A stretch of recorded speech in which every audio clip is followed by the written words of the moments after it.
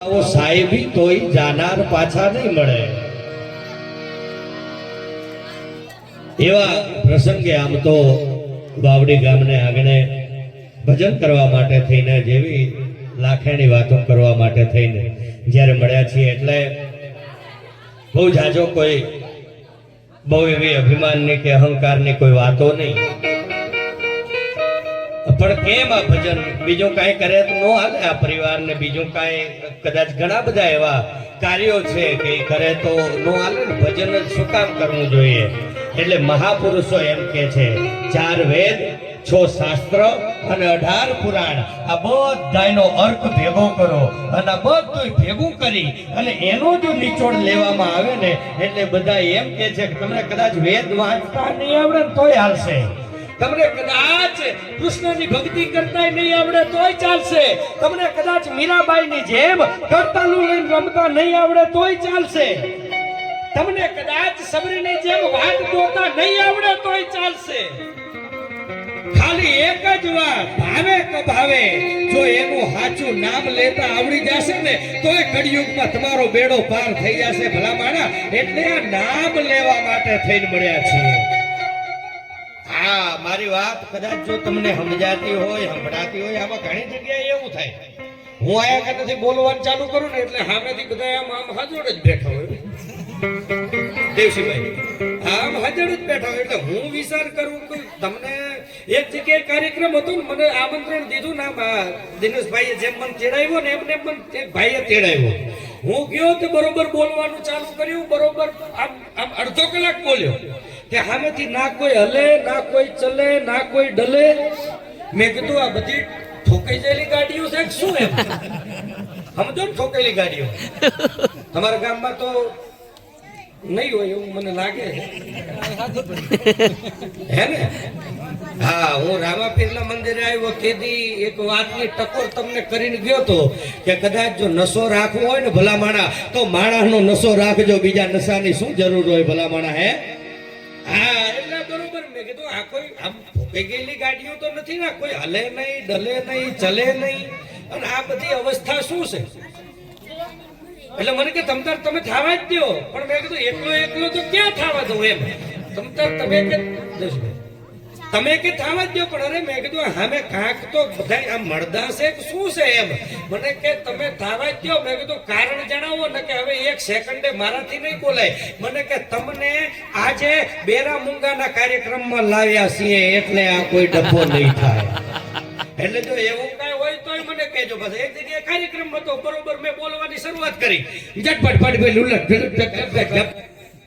સમજાય છે કઈ અમને આજ સુધી નથી સમજાવતું હા પણ મજા આવે છે લ્યો મજા આવે છે ને હા એટલે આમ બરોબર મેં શરૂઆત કરી મેં કીધું મજા આવે છે બધા આમ જ બેઠા એટલે મેં કીધું કાક થોડું કે એટલે ગરધણી આવીને મને એમ કીધું મને કે કોઈ હલશે નહીં મેં કીધું એનું કારણ પણ કાક તો હોય ને મને કે કાંઈ નહીં મેં કીધું એનું કારણ કે સરપંચ આવીને કહી ગયા હતા ખબરદાર જો કોઈ હી હા કર્યું હા એટલે આમાં એવું કઈ હોય તોય મને કહી દેજો મારો વિષય છે ને એ ભાઈ હાસ્યનો છે આનંદનો છે લોક સાહિત્યની જેની લાખેની વાતો એટલે જ મને આ 50 કિલોમીટરથી તેડાવ્યો છે હા એટલે અમારા બેન્જો ઉપર દેવસીભાઈ સંગત કરી રહ્યા છે એકવાર જોરદાર તાળીઓના ગડગડાટની સાથે વધાવો આ બાજુ દિનેશભાઈ પ્રવીણભાઈ ડાભી તબલા ઉપર સંગત કરી રહ્યા છે એમને એકવાર જોરદાર તાળીઓના ગડગડાટની સાથે વધાવો અને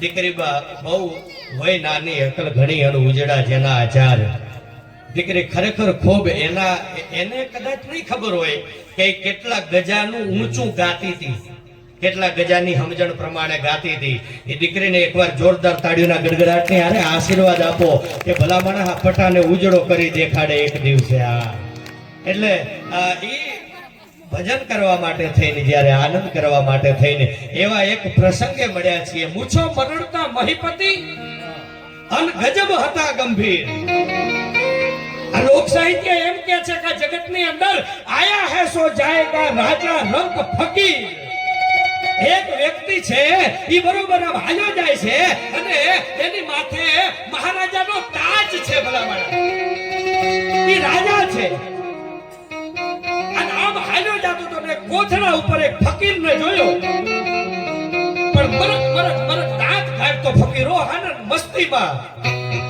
ये एक જ વાત કરતો તો मुझे मेरी मस्ती कहां लेके आई जहां मेरे अपने सिवा कुछ नहीं। અને વાતે સાચી છે ને ભાઈ, આ બાકી જગતના બધી ગડબથલ લઈ એમ તમે ભેગા ફરજો, મારી વાત ઉપર ધ્યાન દેજો।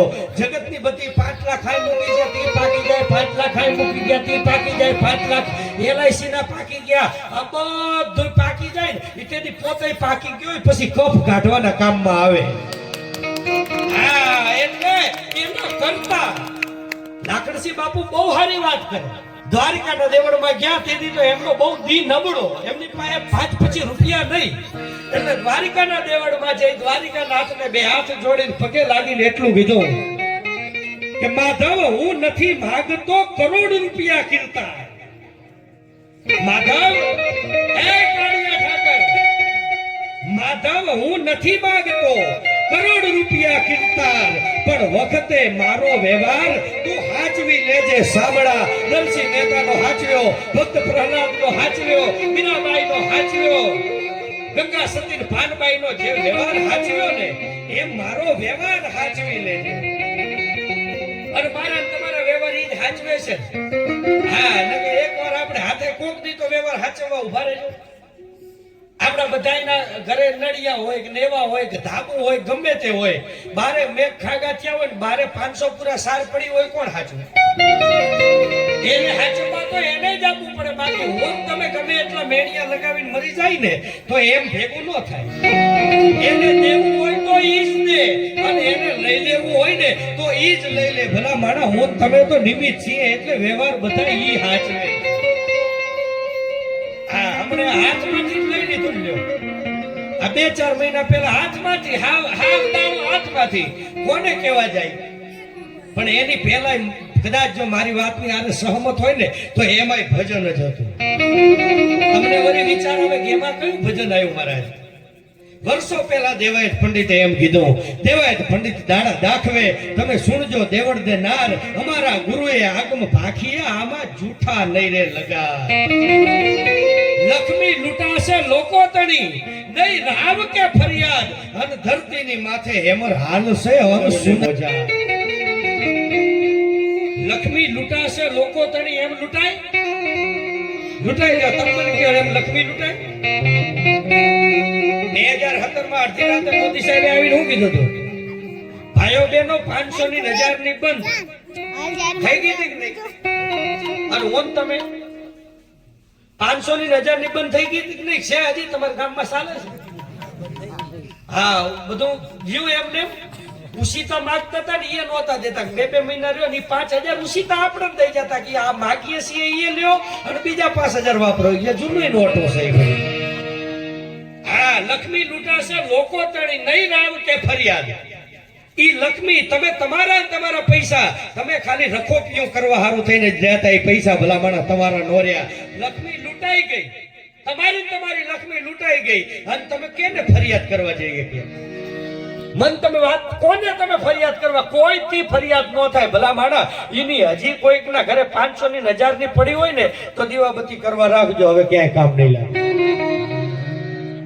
હા ઈ લક્ષ્મી લૂંટાશે લોકો તણી નહીં રાવ કે ફરિયાદ, અને ધરતીની માથે હેમર હાલશે।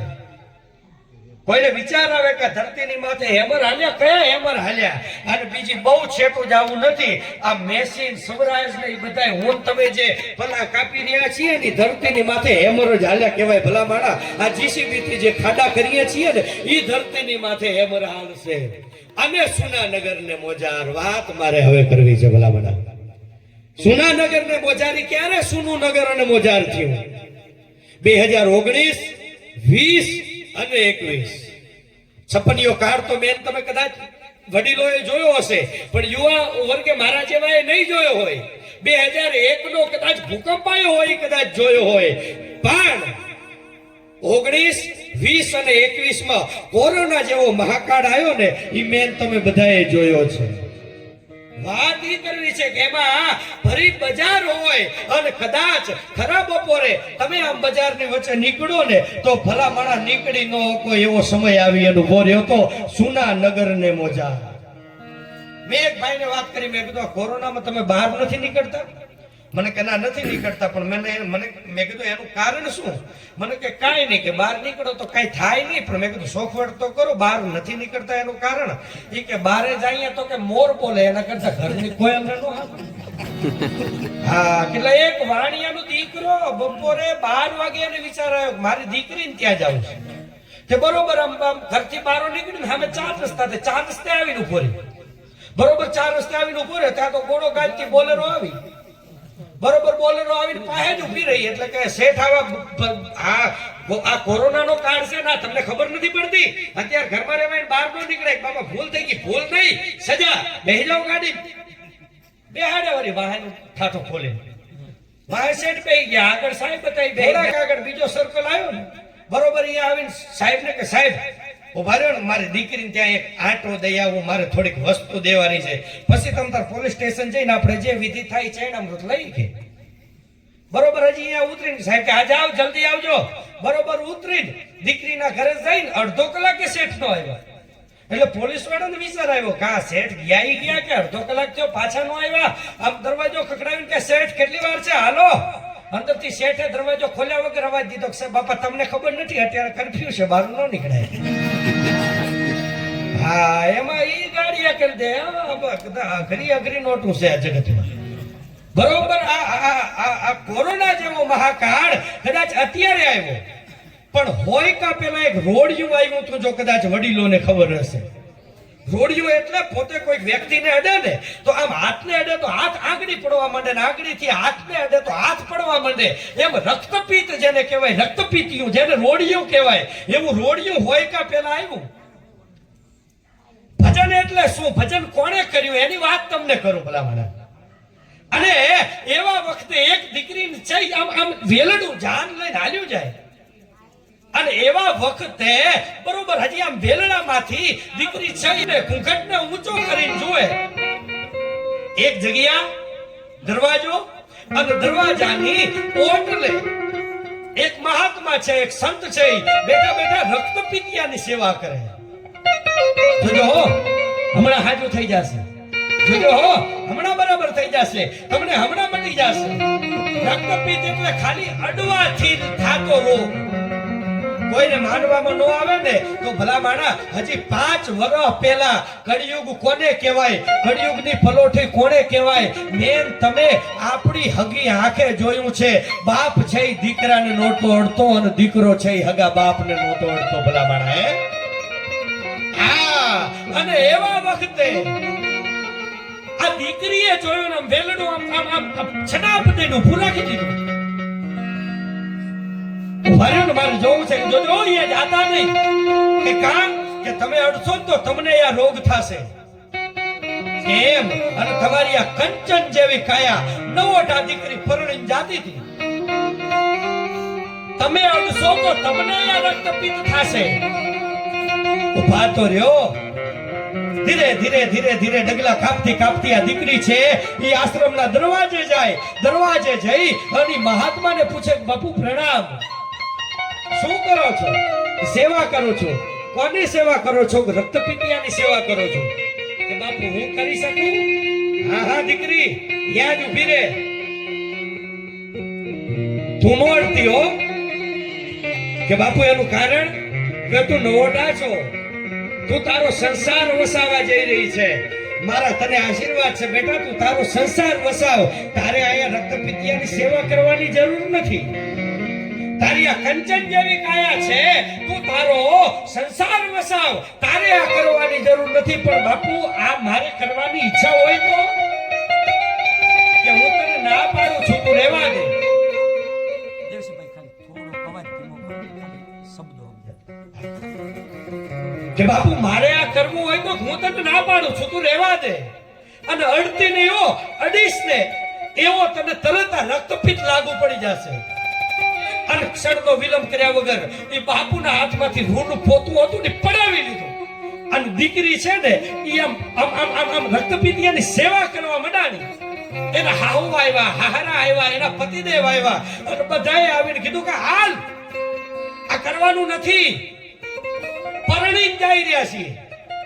અને આ કરવાનું ન હોય હાલ કે હવે મેં આ જે પકડ્યું છે ને ઈ જ પકડવાનું છે એનું કારણ કે મારે હવે આ સેવા જ કરવાની છે પણ સંસાર અને ઈ ત્યારે એને કીધું કે આ મારો દેહ છે ને ઈ ક્યાં સુધી આવો નાવો રહેશે એક દી તો સબરી જેવી હાલત થવાની છે ને એક દી તો ગંગા સતી પાનબાઈ જેવી હાલત થવાની છે ને ઈ તેદી ભક્તિ કરવી એના કરતા અત્યારે ભક્તિ કરી લેવી હું ખોટી આવું કહેવા વાળું બીજું કોઈ નહીં હું અને તમે સત દેવીદાસ અમર દેવીદાસ કહીએ છીએ ને ઈ દીકરી બીજું કોઈ નહીં અમરમાં હતી ભલા માણા હાજે નામ અમર થઈ ગયું ભલા માણા ભજન કર્યું આ કોઈ કઠોળ કલ્પિત ઘટના નથી ઇતિહાસના પુરાવા હારેની વાત છે ભલા માણા એટલે એવા આ ભજન ઘણાય મને એવો પ્રશ્ન કરે મને કે મહારાજ અત્યારે ભજન બધાય કરે છે આ ભજન ઈ સમયમાં થઈ ગયા અત્યારે ન થાય મેં કીધું અત્યારે થાય જ છે ને મને કે ભજન સિવાય બીજું કાંઈ એક જ લીટીની વાત તમે કોઈકનું ખરાબ કરવાનો જો ખાલી વિચાર કરો ને કોઈકનું ખરાબ કરવાનો વિચાર ત્યાંથી તમારું ખરાબ થવાનું ચાલુ થઈ જાય ભલામણ અને તમે બીજાનું સારું કરવાનો ખાલી વિચાર કરો અને ત્યારે તમારું સારું થવાની શરૂઆત થઈ જાય ભલામણ આટલી જ વાત છે એટલે આમાં જ ભજન આવી ગયું છે એટલે એવા ભજન એકાદ બે છંદ લઈ અને મને એકાદ કલાક કીધો તો એમાં પોણો કલાક જેવું તો નીકળી ગયું છે હવે 15-20 મિનિટ રહી છે જેવી પછી તમારી બધાની મોજ એટલે એકાદ બે છંદ લઈ અને પછી જેમ તમે કહેશો એ પ્રમાણે આપણી જૂની કહેવત છે માગ્યા બળધાન કઈ વિહામાં હોય નહીં હોય હા એમ એટલે એકાદ છંદ લઈને પછી આગળ જે પ્રમાણે કહેવાય એમ એટલે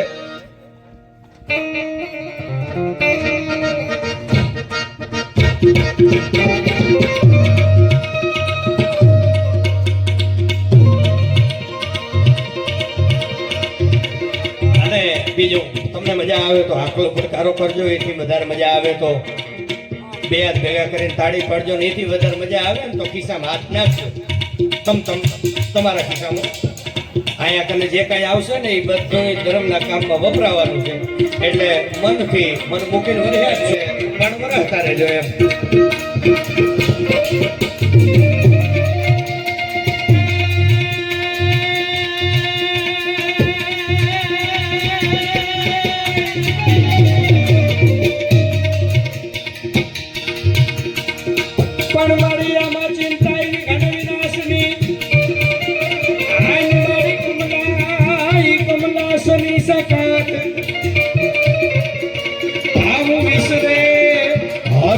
હંસ વાહિની